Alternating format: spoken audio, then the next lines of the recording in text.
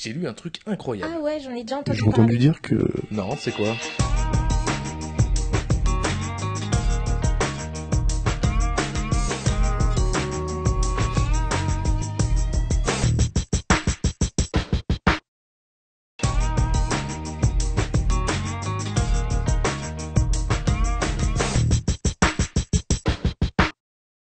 Jean-Marie Serroni, bonjour. Bonjour.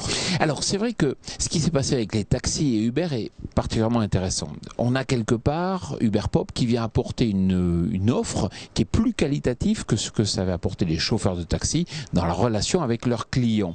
On pourrait se poser la question, est-ce qu'en agriculture, on ne peut pas avoir aussi une forme d'ubérisation?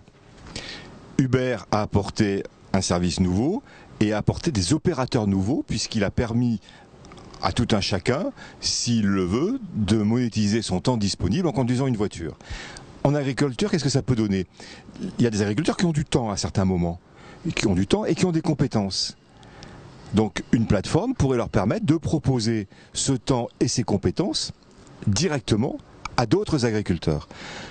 Il peut y avoir du temps et des compétences pour des travaux, pour des actes techniques divers, mais aussi sur des compétences de conseil et d'accompagnement.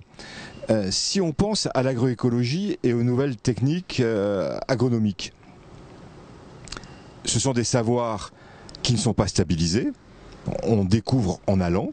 Si je prends par exemple le semis sous couvert, ce sont des techniques qui avancent très vite. Et d'un côté, la recherche et le développement essaient de conceptualiser et avancent, mais en même temps, les agriculteurs pratiquent. Donc un agriculteur qui est assez performant et assez expérimenté dans ses semis sous couvert pourrait très bien apporter cette compétence et la monétiser directement à d'autres agriculteurs. Alors ce qui est intéressant, c'est que c'est plutôt une opportunité de valorisation de ces compétences de la part d'agriculteurs, mais c'est aussi une menace pour les instituts, pour les organismes paragricoles. Effectivement, je pense que, entre guillemets, l'ubérisation serait plutôt favorable aux agriculteurs. Parce que d'une part, ça permet en général de baisser les prix, ça permet des services nouveaux, ça permet de monétiser des disponibilités en temps, en investissement et en compétences. Donc pour les agriculteurs, je pense que c'est très gagnant. Pour les organisations, ça peut être très perturbateur. Et il y a deux hypothèses, soit attendre le tsunami, soit prendre les devants. Merci beaucoup.